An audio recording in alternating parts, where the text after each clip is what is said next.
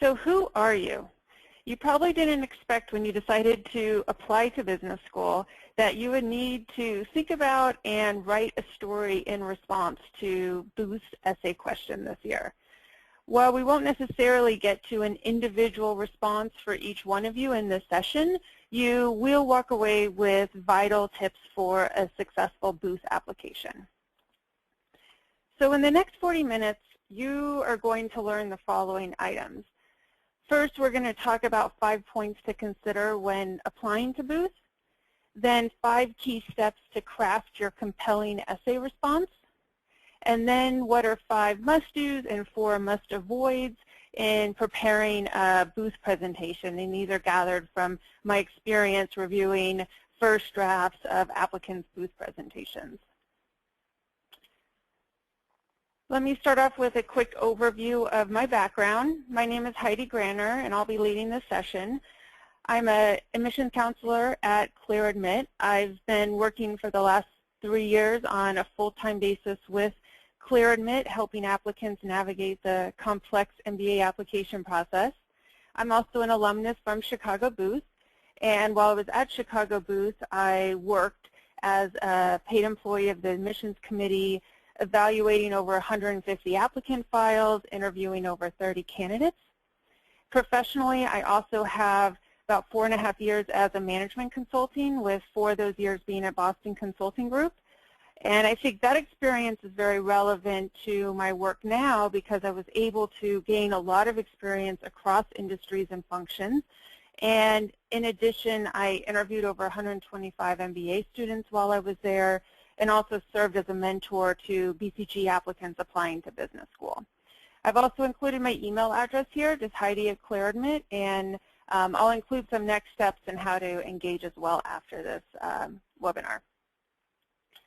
So speaking of the webinar, I wanted to make this interactive, so there's a few ways that we're going to be able to engage. First, I'm going to have a few polls throughout the session, so I really encourage you to respond to the questions.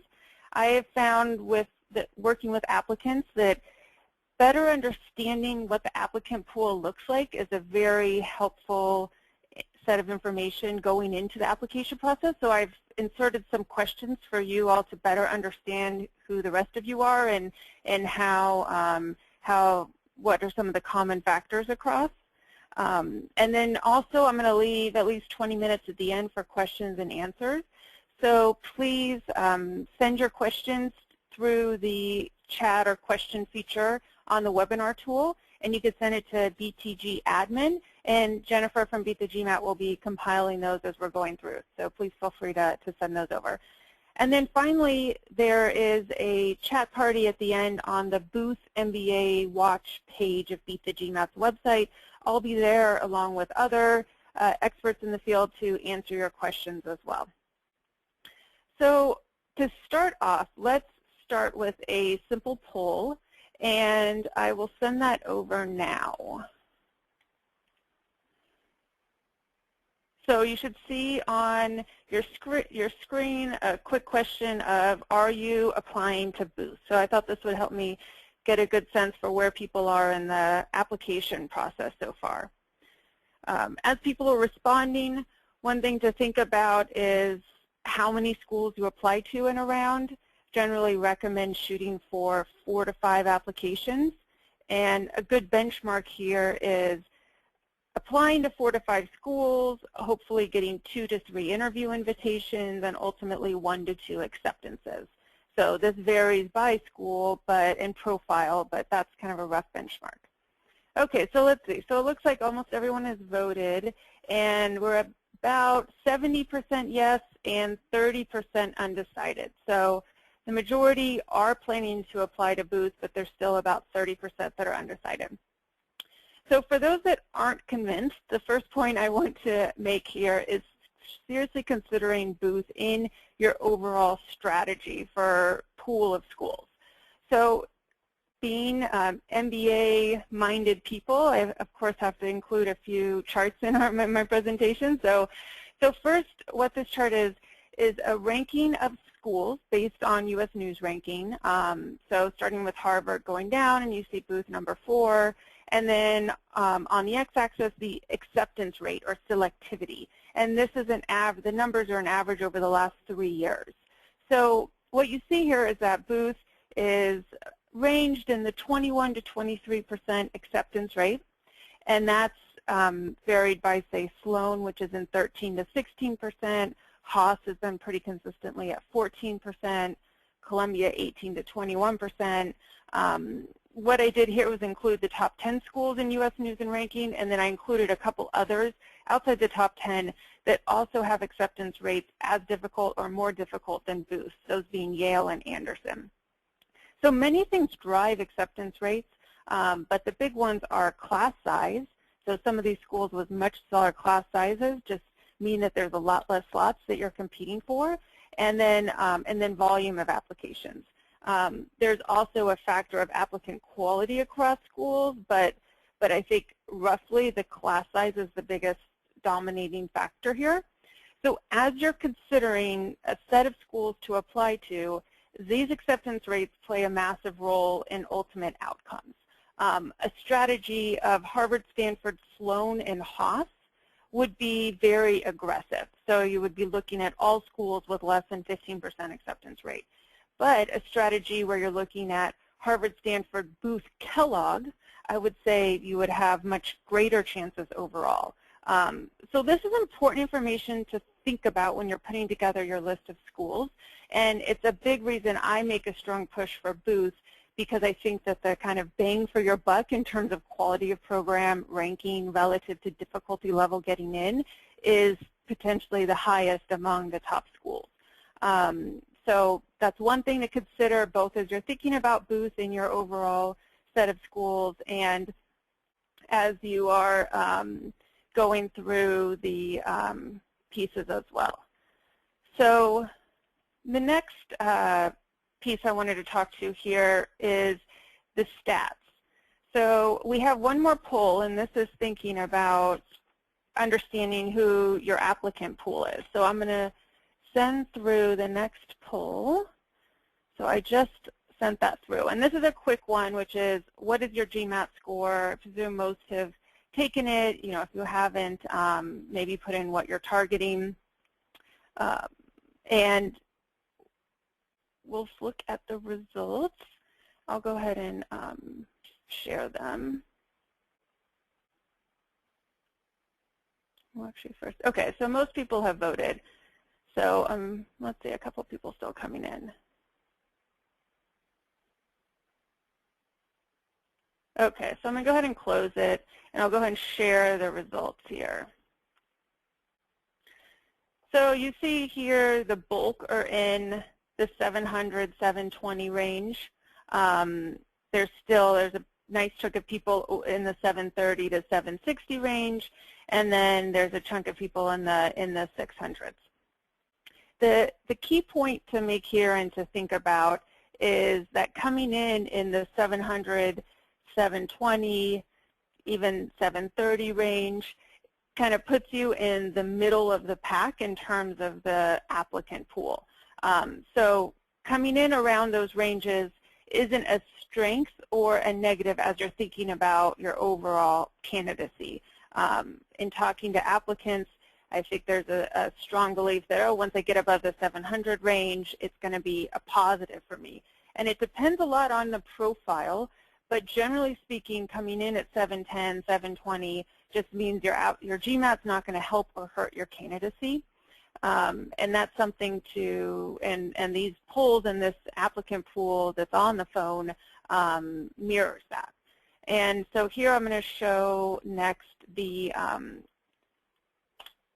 stats information. So what this chart is a comparison of the average GMAT score on the bottom and then the average GPA for the accepted classes for each of these schools. So you see Stanford is the strongest, has the strongest overall academic stats. They're the strongest on both the GPA and the GMAT. Then you see HBS next, then Wharton, and then Booth. So the takeaway here is that Booth is one of the strongest schools in terms of overall academic stats. And getting in kind of at the middle of their range just makes you a competitive applicant but doesn't help or hurt your candidacy. It's going to come down to other aspects of your background in order to strengthen or potentially weaken the overall decision. And it's important to be in the stats ballpark in order to be competitive in the process. Again, there are some variations by profile. One thing I recommend applicants do is that GMAT does share average GMAT scores by country. That is a good benchmark to look at and think about because citizenship plays an important role in overall profile and competitiveness. And also as people are thinking about their GMAT score, I see a tangible difference in outcomes for every 20-point increase in your GMAT score. So if you felt like when you took the GMAT, you left some on the table and didn't get your highest potential there, we definitely see a lot of value from thinking about retaking. And that's from acceptances, but that's also thinking about scholarship opportunities and other decisions that also get made as part of the overall quality of your application. Okay, so this was the second point around being in the stats ballpark. The next one is around the criteria. So one thing I love about Booth is that in their admissions policy is that it's fairly transparent. I would argue they're maybe the most transparent of the top schools. And they actually post on their website what is the criteria that they use when they're looking at your application. And they post it in 3 buckets, the first being curriculum. So you can find this on the website, but they are looking at academic preparedness, intellectual curiosity, communication skills, and their perspective is that these are the things that make for a successful Booth student in the classroom. And I would call your attention especially to intellectual curiosity. I think that's a very important trait of the school, and it's something that Booth does look for in the application process. I would say likely more strongly than other schools. And so that's something to consider in your overall profile. The next point here is around their community criteria. So they have quite a few things listed here. One that they call out is fit with Chicago. There's absolutely discussion in the admissions office about how interested in Booth is this candidate. Do we feel like they would be a good fit here? And in order to really understand what that means to be a strong fit with Chicago, I do strongly recommend visiting campus and trying to interact with different members of the Booth community. It helps you get the best feel for the school.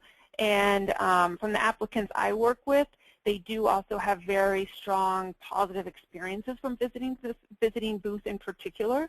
And so I think they do a really nice job with the campus visit. And otherwise, there's also lots of other ways to engage through webinars and chats and different things like that as well, and reaching out to students directly. And then the last set of criteria that they have is around career.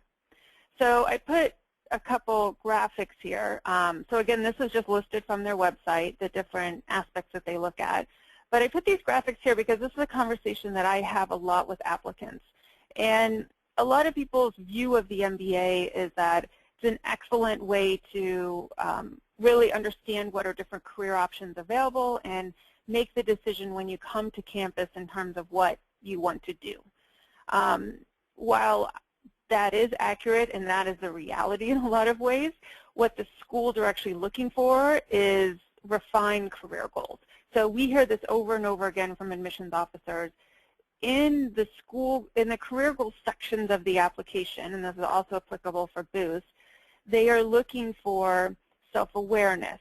They're looking for refined career goals. They're looking for realistic career goals, given your background and given what the school offers. And so these are important things to research and have down to the level of here are the companies I want to recruit for, and here are the jobs that I want to recruit for. And present this in your application. So the bottom image, I would say, is more what the admissions officers are looking for, which is here is my career where I have built a set of skills. I need my MBA as my next step, and then I know what my next steps are after that. And thinking about it in terms of the skills that you've gained, the skills you need from an MBA, and what you seek to do in your career and the impact that you seek to have. So this was an overview of the different criteria they look at. Like I said, it's quite transparent, and I think it's unique among the MBA programs to be this transparent. So I suggest looking at that and thinking about it as you're putting together your application. Okay, so now let's move towards the actual essay. So here's just a list of what the prompt is. So Chicago Booth, it values adventurous inquiry, diverse perspectives, and a collaborative exchange of ideas. This is us. Who are you? So getting back to the first slide and that difficult question of who are you? So I'm going to walk through now what are 5 steps in thinking about how to approach this response.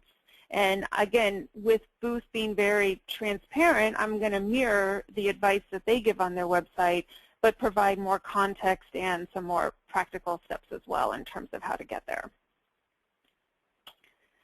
So the first thing that they say, and I would also agree, is to be reflective.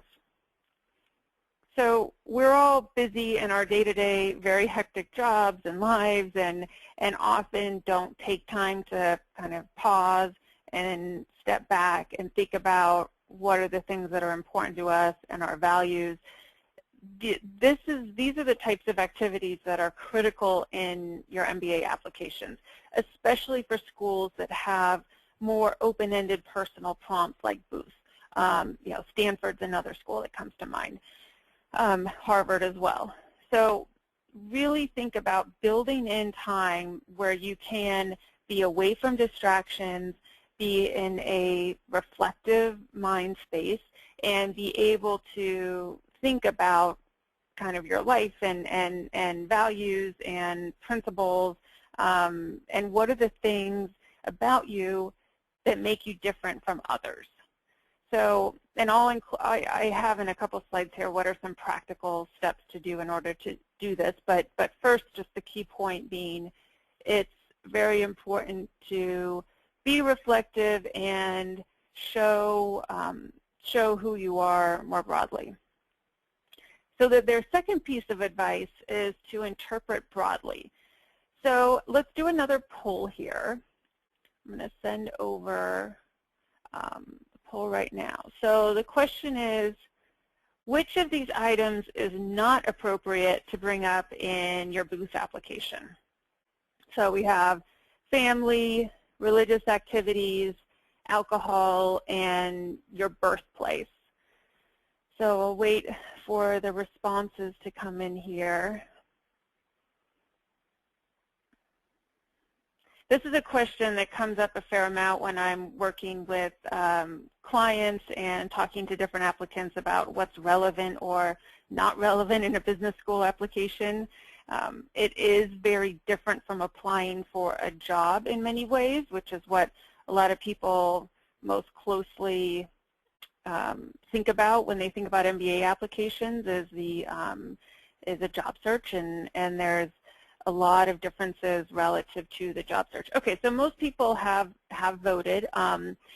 Alcohol and religious activities came up as the 2 top responses, and so I would say that for alcohol, drinking and alcohol are definitely not appropriate topics for MBA applications, but religious activities can definitely be appropriate. It's not appropriate to talk about your beliefs necessarily, but for people who have demonstrated significant community and leadership responsibilities, those would definitely be appropriate to talk about. And then your family values, those are absolutely could be relevant. Your birthplace, so how the places that you have lived have impacted you and instilled certain values in you are also very important to bring up as well.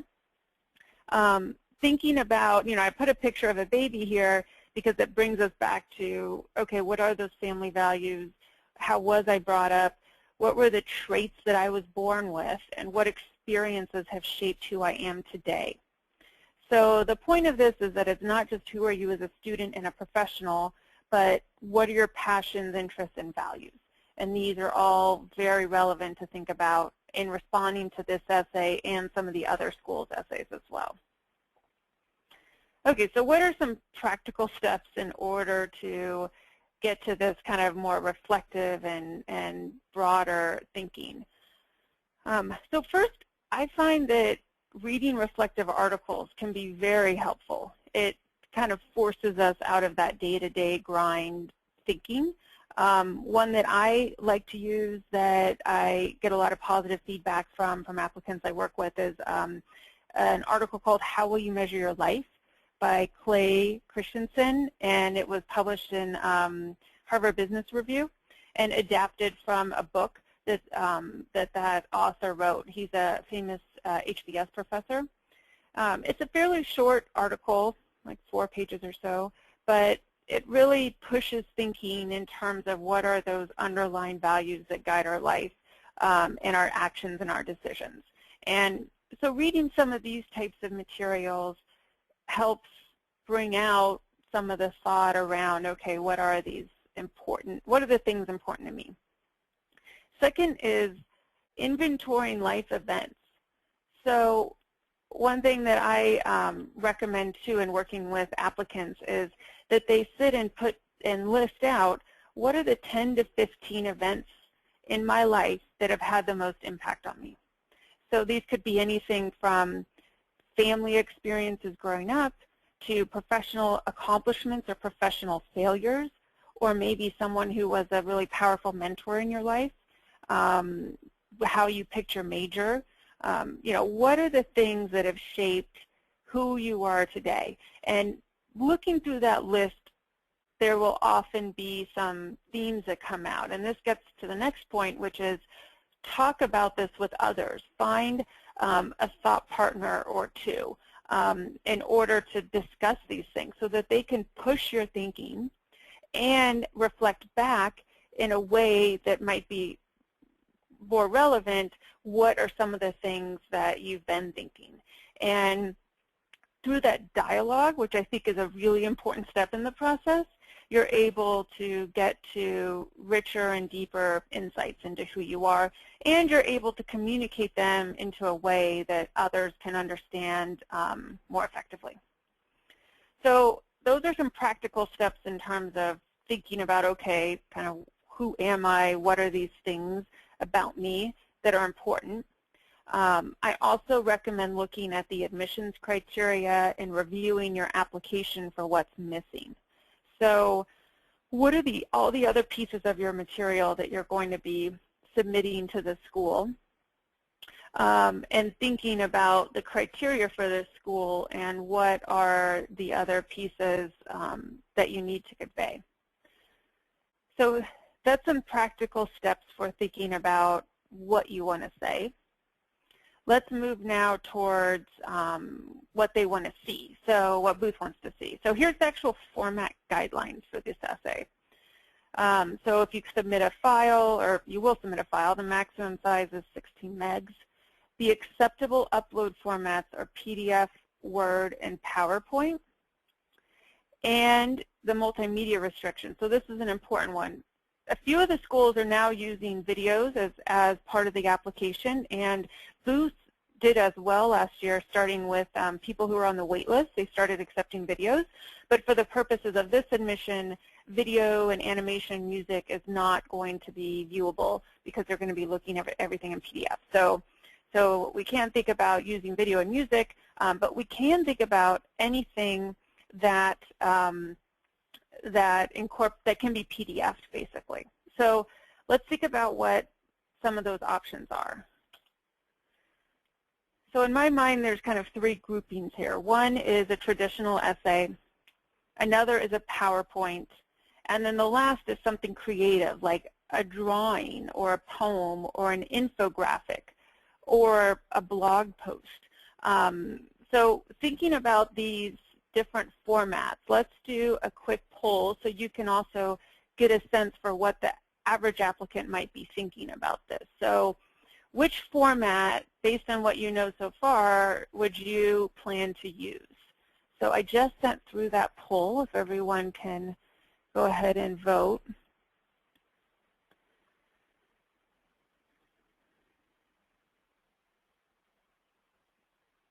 Okay, we're almost getting there.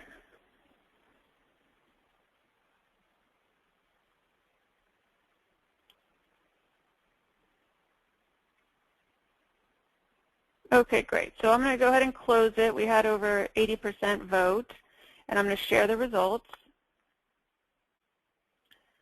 So you'll see here the majority are thinking an essay, and I would say that's pretty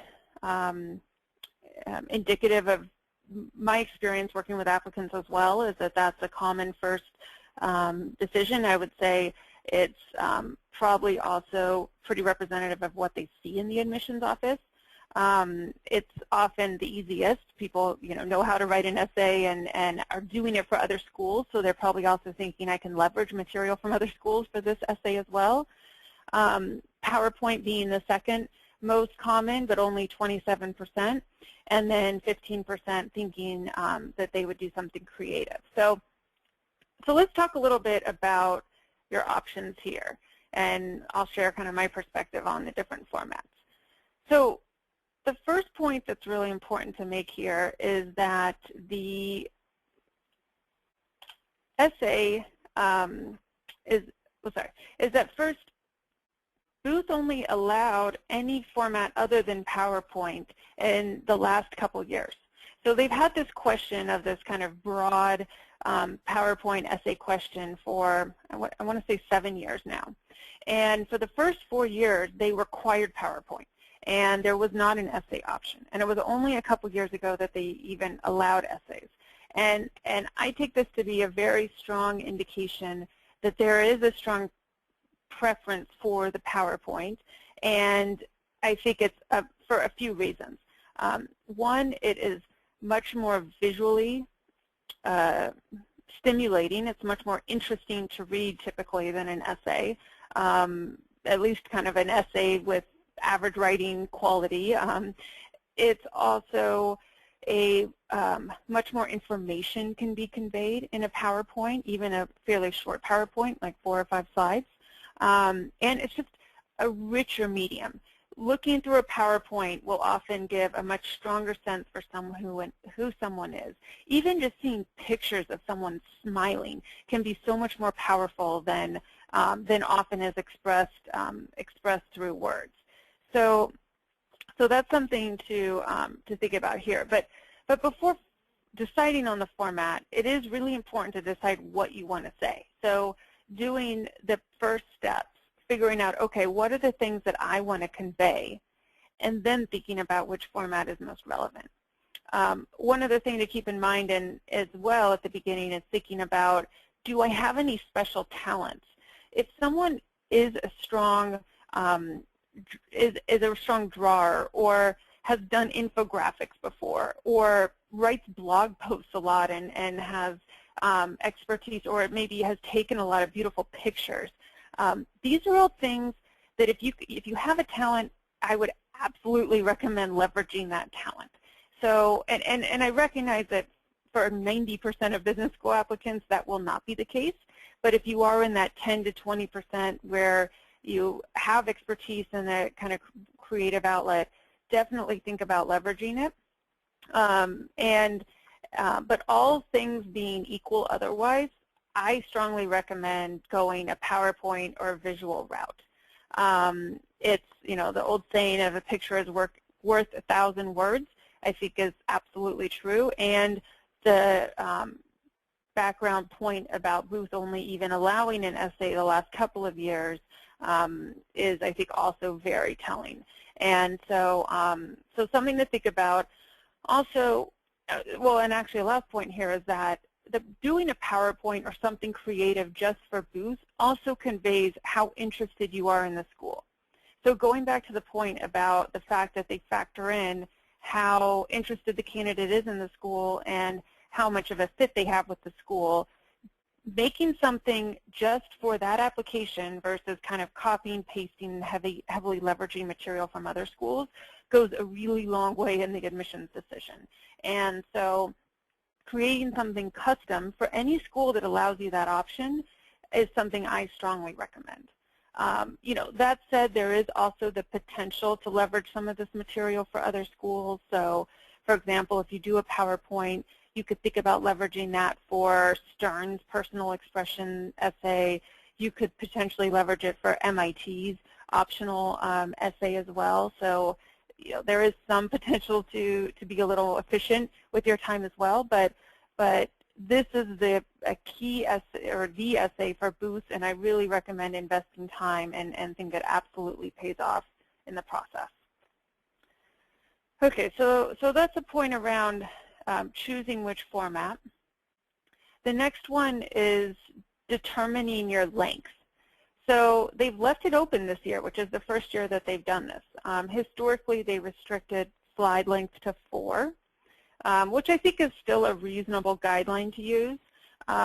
With all of the creative options available, though, and with now a much more flexibility in terms of length, I suggest thinking of a reading time that's in the 2 to 5 minute range. So if you were to give someone what you've prepared blank, how long does it take them to read through it? So you don't want anything that's very lengthy, because that's going to be annoying to the admissions officer who has a lot to read that day, and they're not going to invest the time most likely to do so. But you also don't want something to be so short that you didn't spend a good amount of time on it. So I think roughly a reading length of like 2 to 5 minutes is about right. And if you're going to make a PowerPoint deck, you know, 4 slides plus or minus 1, I think is also the right ballpark here. Okay, and then their last point here is think about you, not us. Now, schools say this a lot, and it's always kind of a difficult message because at the same time there are a lot of things that they want to see from applicants that aren't always intuitive or are often not intuitive. So I know there's a lot of conflicted messaging around this, like just be yourself, but also be these things. I interpret this as this needs to be something that is genuine to you. So that's the first one, is, and that's what I really think admissions officers mean, which is don't make things up, because they see it in applicants. I've read hundreds of applicants' files.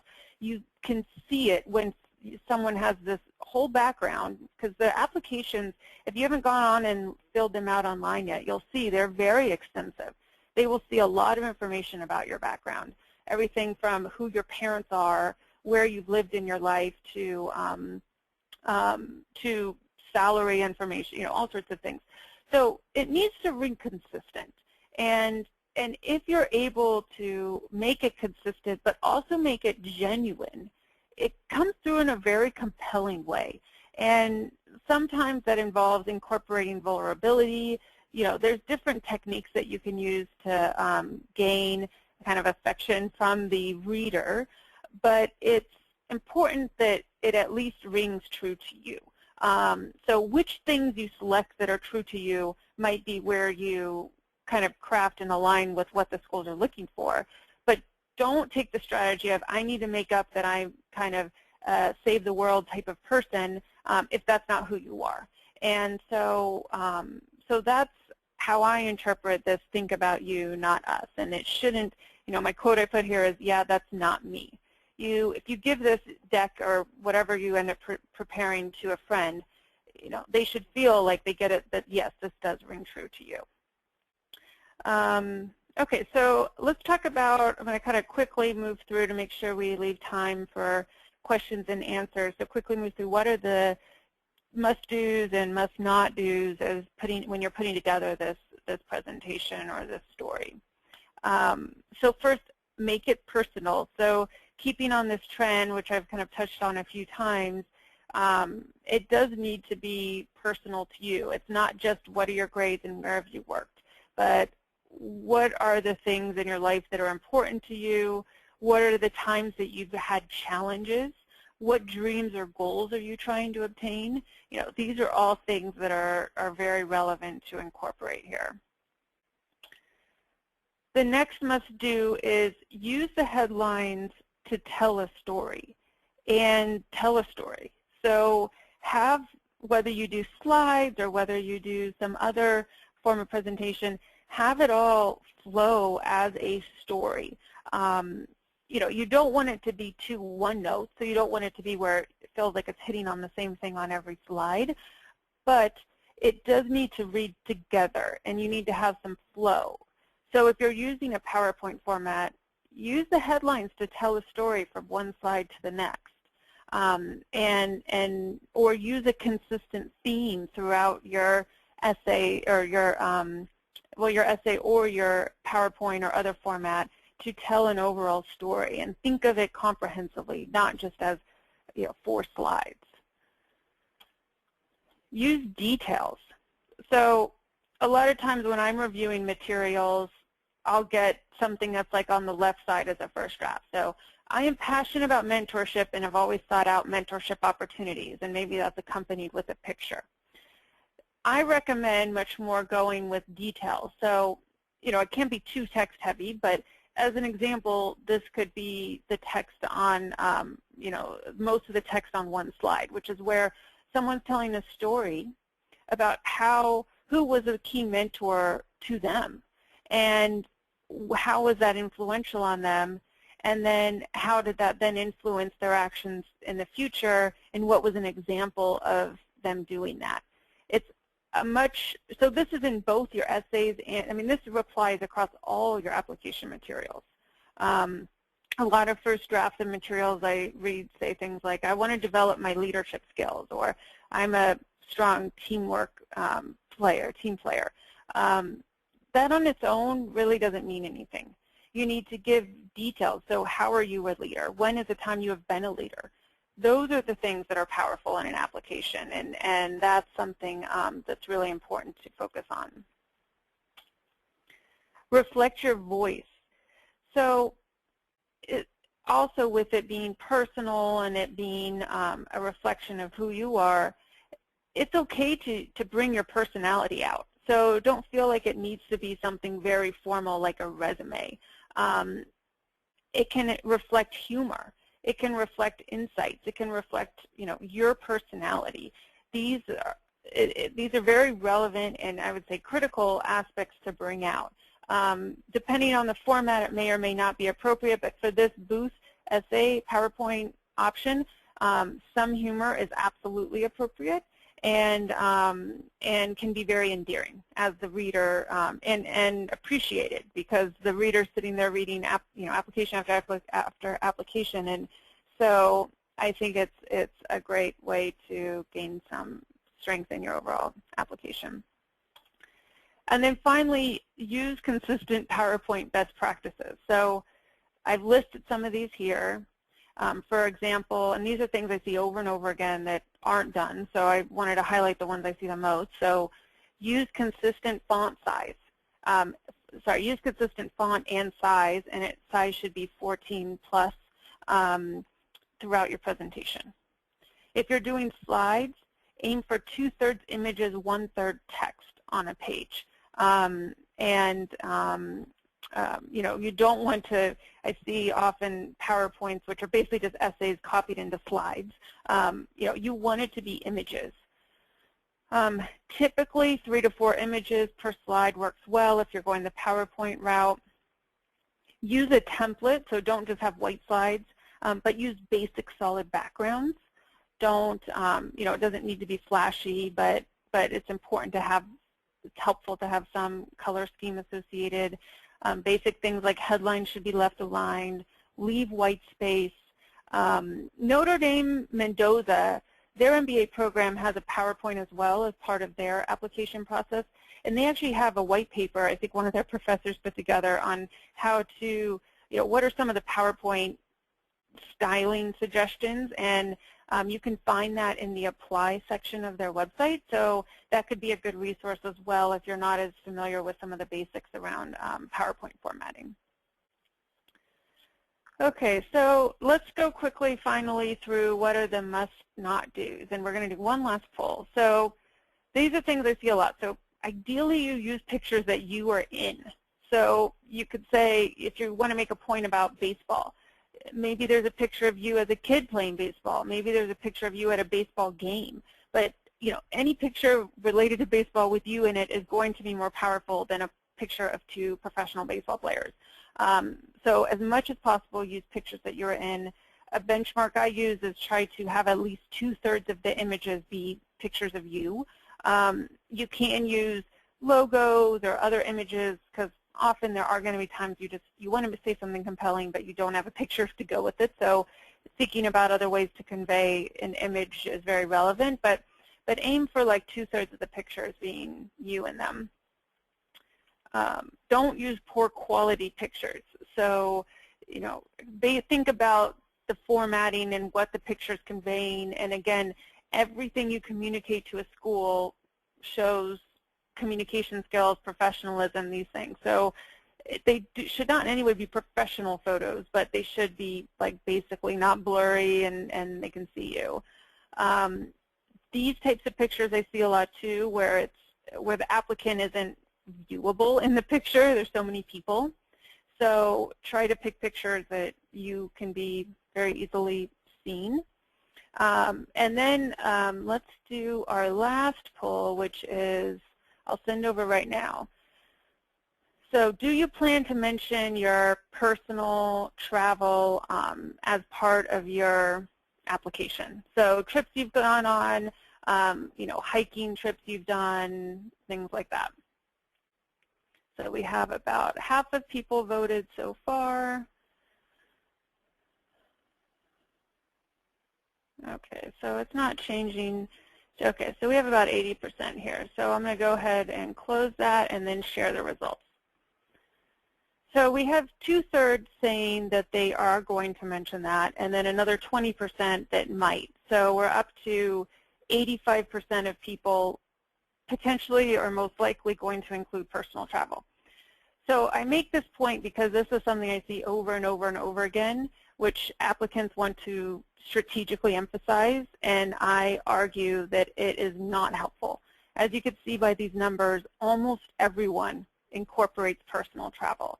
And while the school might ask some questions like which country, maybe they would ask which country have you lived in, which countries have you traveled to be honest, overall personal travel is viewed much more as a luxury or a privilege by the admissions officer than it is viewed as a strength or something that is distinguishing. And as you can see by these polling results, the MBA applicant group is very well traveled. So it's not something that's differentiating, and it's something that I urge people, don't focus on your personal travel. This map that I show here is what most people's maps look like now. They've been to at least half of these places, or at least half of these number of places. So it's not something that's differentiating. It could be relevant maybe for one little point to include, but saying that you visited 35 countries or whatever the number is not differentiating. And so just something I strategically see a lot and recommend focusing on other aspects of your candidacy. Okay, great. So I just put in here a couple quick sample slides for you to see. Ideally you have an action title describing values that drive interest and impact, and then you would have a few pictures. You could have, like here's maybe text naming the child that you're mentoring and discussing the value that tutoring has had on his education and on you. The bottom one is an example of if you're on a board or some nonprofit event, you could have a photo of you and then discuss the impact from that event. Or if you're involved in environmental issues, you could have a photo of you and then, again, talking about kind of impact. And so, so this is just kind of a rough version of what a slide might look like. I also included in here an example of a medium.com post. So if you want a little bit of humor in all of the craziness of MBA application season, I love, it's one of my favorite posts online, which is 10 tricks to appear smart during meetings. So look this up and read it. But it's also an example of how you could make something like a blog post, and I think medium.com is a really visually and new and kind of sophisticated way to say a story. So this is just a PDF of like one part of it, but you could think about using something like medium.com to put it together. You just want to play around and make sure the PDF formatting looks right and everything. But these are much more compelling and interesting to look at than necessarily reading another essay is kind of a takeaway. Okay, so what are some of the things that, just to kind of close, so we talked about who are you. This would be an example of what I would say is part of my story. So I would say born and raised in Alaska and Texas. Those have been places that have been influential on me and my values and would be relevant to talk about. Sponge for knowledge and learning. Very passionate about coaching and personal development. I'm someone who cares about global and local politics. I'm an avid reader of those things and also contributing in some way to make the community around me a better place. And then someone who's active, love hiking and playing golf. These would be examples of what I would say as part of my story and answering this question of who are you. And hopefully this gives you some ideas of what would be some kind of relevant things as well for you. Okay, so that was the kind of conclusion of the webinar. In terms of next steps, so right now we're going to do a Q&A. So hopefully you've sent through some questions, and I'll spend the next 10 minutes going through those. And we'll be continuing this discussion on the booth comment wall on the Beat the GMAT website, and I'll be on there responding to questions as well. If you would like a free profile evaluation, please email me your resume at heidi@clearadmit.com, and I can provide a free initial assessment of your candidacy. If you're also wanting to reach out to ClearAdmit, our website is info@clearadmit.com. I strongly recommend also checking out the blog on our website. We have the most read blog in the industry, so a lot of good news about the schools and pieces for those that information as well. Okay, so we're starting to have some questions come in here. One question was, what are the stats you shared for both full-time and part-time programs at Booth? So, so I showed at the beginning a chart, and I'll go back to it. Maybe those numbers would be helpful to see with the stats. So you'll see here, Booth's average GMAT is, this is again for the full-time program, so you know, around 725 or so, average GPA around 3.57. And then for the part-time program, I don't have the stats off the top of my head, but I want to say the average GMAT is around 700. But they do publish that information, and you can email me, and I can share that with you. So next question was how to go about scholarships. So scholarships are often an underlooked part of the application process. Booth, along with many schools, uses scholarships as a way to manage yield. So essentially they offer scholarships to the applicants that they are most interested in having come to the school. And it's mostly or almost all kind of yield and merit-based and not as much need-based, but there are some programs that are relevant to need. So with Booth, you apply, as part of your application, they make scholarship decisions as well. So often when you get an acceptance call from Booth, you will also get notified that you have been awarded a scholarship. And this is a really important part of the process that can have a very influential impact on your MBA experience. And this is where I tell people the quality of your application is not just getting into the school. It's also being eligible for scholarships. And a lot of people think, oh, well, I'm not an underrepresented demographic or profile, so I won't be, you know, eligible. I would say that that is not the case. It does play into it, but I've definitely worked with Asian American investment bankers who got $50,000 scholarship from Booth. So it's absolutely part of the reason to put in that extra time on your application and it can amount to a very big impact in that bill you get at the end of your time at Booth. I don't believe Booth has any extra steps as part of their scholarships, at least as part of the application process. There are scholarships you could be eligible for down the road, but the majority are used when you apply and as part of your application, and kind of the strength of application plays into that.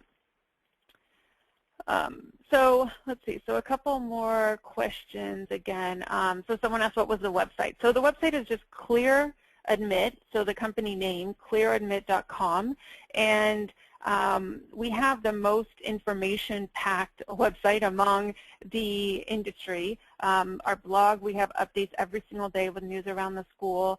We have these really excellent school pages, so you can just click schools and then click Booth, and we have on that site, that page, all of our information about the school, everything from our essay analysis to stats on the school to interviews with the admissions director, kind of the interview reports. The interview reports, so you're not quite at that step yet unless you applied early to Columbia, but we have the biggest inventory of interview reports. So this is applicants who complete an interview and then go on our website and submit what happened during their interview, what questions they were asked, and it's a really, really valuable resource. And then the last resource I want to point to from our website is we have an iPhone app, so that's really favorably reviewed. So you can download that app, and it helps you manage and track your process, your progress, and has kind of a one place for all the different pieces of the application steps. So that's a good resource to use as well. So another question is, how do you choose recommendation writers? So someone asked, should it be the founder of the company, or should I get my supervisor to recommend? So most schools do directly ask that you submit a recommendation letter from your supervisor, and if that is at all an option, I strongly recommend doing so, unless you have some serious concerns otherwise. So ideally, you do have one of your letters be from your direct supervisor. Another ideal option as a second would be the most recent or previous direct supervisor can also be a really strong writer, and that allows you to hit on different parts of your background or different time periods from your background.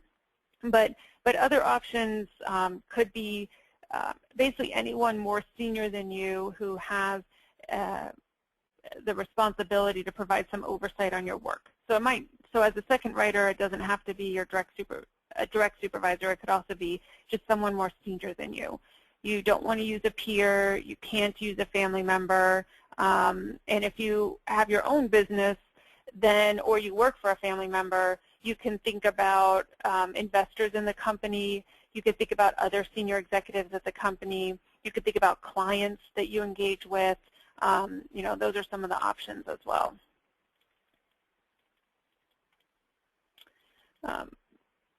So another question, so it looks like we have, we'll do one last question here. So is there a big difference in applying in round 1 versus round 2? This is a question I get a lot, and there's a lot of different ways to be strategic here. If you are an applicant well, first, the majority of applicants come in round 2.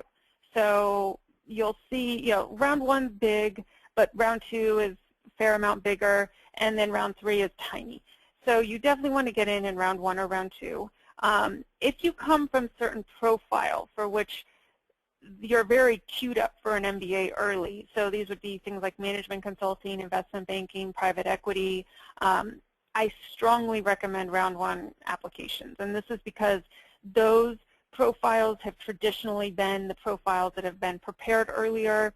They've known for a long time they want to do their MBA. They typically apply round 1. So the schools know, okay, we're going to get the bulk of our consultant applicants in round 1, so we're going to allocate the bulk of our slots for consultants and these other profiles round 1. So there's definitely a strategic advantage coming from those profiles applying in round 1. That said, you definitely don't want to sacrifice quality or put in a subpar application in order to do so, but that's something that I recommend. Now, if you don't come from one of those profiles, another thing to consider is it a school that has a strong round 1 preference? So Booth is not a school that I would say has a strong round one preference, but like Columbia absolutely does. So some schools do have strong round one preferences, and in those cases it is very helpful to come in on round one. Otherwise, I would argue it may or may not be advantageous to apply round one versus round two. It's often best to be decided in the round where most of your peer or competitor applicants are applying. And so if you're applying in round one and they've only seen maybe 20% of the applicants from your profile that they're expecting to see, and you don't have a really strong GMAT score, they might be more hesitant to pull the trigger. Then when they see in round two the full set of applicants basically for that profile. So another rough rule of thumb is if you're coming in with a really strong GMAT score, I do think there's advantage in round one.